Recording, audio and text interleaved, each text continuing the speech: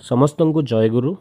ଆଜିର ବିଷୟ ଆର୍ଯ୍ୟାଚାର କ'ଣ, ଆର୍ଯ୍ୟାଚାରରେ ଚାଲିଲେ କ'ଣ ହୁଏ। ଏହି ବିଷୟଟି ସଂଗ୍ରହ କରାଯାଇଛି ଆଲୋଚନା ପ୍ରସଙ୍ଗର ଦ୍ୱିତୀୟ ଖଣ୍ଡରୁ ପୃଷ୍ଠା 3। କଥା ପ୍ରସଙ୍ଗରେ ଠାକୁରଙ୍କୁ ପ୍ରଶ୍ନ କରାଯାଇଥିଲା, ଦେବଲୋକ କ'ଣ ଏବଂ ଦେବଲୋକ ବୋଲି କିଛି ଅଛି କି? ଏହାର ଉତ୍ତରରେ ଠାକୁର କହିଥିଲେ ଯେ ଆମ ଭାରତ ଆଗରୁ ଦେବଲୋକ ଥିଲା। ଏବେ ଯଦି ଆମେ ଭାରତକୁ ପୁଣି ସେଇ ଦେବଭୂମି କରିବାକୁ ଚାହିଁବା, ତେବେ ଆମକୁ ଆର୍ଯ୍ୟାଚାରରେ ଚାଲିବାକୁ ପଡ଼ିବ। ଏଇ କଥା ଠାକୁର କହୁଛନ୍ତି। ଏଠି ଆମେ ଜାଣିବା ଯେ ଆର୍ଯ୍ୟାଚାର କ'ଣ, ଏ ଆର୍ଯ୍ୟାଚାରରେ କିଭଳି ଆମେ ଚାଲିପାରିବା। ତ ଶ୍ରୀ ଶ୍ରୀ ଠାକୁର ଆର୍ଯ୍ୟାଚାରର ଏପରି ସଂଜ୍ଞା ଦେଇଛନ୍ତି।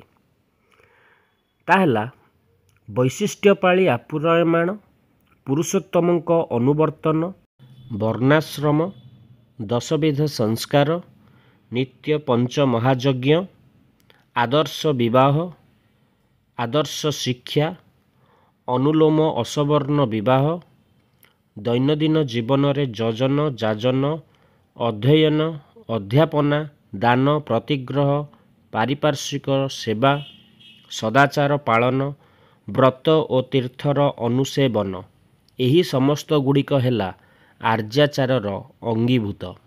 ଏଗୁଡ଼ିକ ଅନୁସେବନ ଦ୍ୱାରା ମଣିଷ ଧୀରେ ଧୀରେ ବଂଶ ପରମ୍ପରାକ୍ରମେ ଦେବତୁଲ୍ୟ ହୋଇଉଠେ ଏବଂ ତା କେବଳ ଜଣେ ଅଧେ ନୁହନ୍ତି, ଗଣ୍ଡା ଗଣ୍ଡା ଘରେ ଘରେ ହୋଇଉଠନ୍ତି।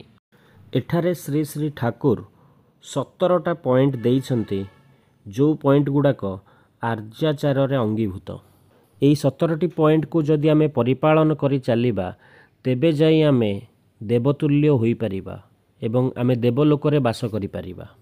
ବା ଏମିତି କହିପାରିବା, ଯେଉଁମାନେ ଏଇ ସବୁ ଆର୍ଯ୍ୟାଚାରର ନିୟମକୁ ପରିପାଳନ କରୁଛନ୍ତି, ସେଇମାନେ ହିଁ ଦେବଲୋକରେ ବାସ କରନ୍ତି। ଦେବଲୋକରେ ବାସ କରୁଥିବା ଲୋକମାନେ ଏହି ପ୍ରକାରର। ଆମେ ଏକ ଏକ ପଏଣ୍ଟକୁ ସରଳ ଭାବରେ ଟିକେ ବୁଝିବାକୁ ଚେଷ୍ଟା କରିବା। ପ୍ରଥମ ପଏଣ୍ଟ ହେଲା ବୈଶିଷ୍ଟ୍ୟପାଳି ଆପୁରାୟମାଣ, ପୁରୁଷୋତ୍ତମଙ୍କ ଅନୁବର୍ତ୍ତନ। ମାନେ ଏଠାରେ ଠାକୁର କହୁଛନ୍ତି, ଆମେ ଯିଏ ବୈଶିଷ୍ଟ୍ୟ ପରିପାଳନ କରନ୍ତି ସେହିଭଳି ପୁରୁଷୋତ୍ତମଙ୍କୁ ଆମେ ଗ୍ରହଣ କରିବା।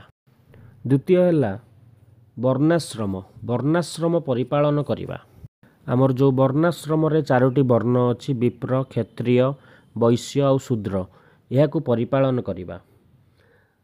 ତୃତୀୟ ହେଉଛି ଦଶବିଧ ସଂସ୍କାର। ଆର୍ଯ୍ୟ ପରମ୍ପରାରେ ଯେଉଁ ଜନ୍ମରୁ ମୃତ୍ୟୁ ପର୍ଯ୍ୟନ୍ତ ବିଭିନ୍ନ ସଂସ୍କାର ଅଛି, 10ଟି ସଂସ୍କାର, ତାକୁ ଆମେ ପରିପାଳନ କରିବା। ପଞ୍ଚମ ହେଉଛି ଆଦର୍ଶ ବିବାହ। ଆଦର୍ଶ ବିବାହ କିପରି କରାଯାଏ, ଶ୍ରୀ ଶ୍ରୀ ଠାକୁର ତା ବିଷୟରେ ବିବାହ ବିଧାୟନରେ ବିସ୍ତୃତ ଭାବରେ ବୁଝେଇଛନ୍ତି। ଷଷ୍ଠ ଆଦର୍ଶ ଶିକ୍ଷା, ସପ୍ତମ ଅନୁଲୋମ ଅସବର୍ଣ୍ଣ ବିବାହ, ଅଷ୍ଟମ ଯଜନ, ନବମ ଯାଜନ, ଦଶମ ଅଧ୍ୟୟନ, ଏକାଦଶ ଅଧ୍ୟାପନା, ଦ୍ୱାଦଶ ଦାନ, ତ୍ରୟୋଦଶ ପ୍ରତିଗ୍ରହ, ଚତୁର୍ଦ୍ଦଶ ପାରିପାର୍ଶ୍ୱିକ ସେବା। ଏଇଟା ବହୁତ ଗୁରୁତ୍ୱପୂର୍ଣ୍ଣ ଜିନିଷ।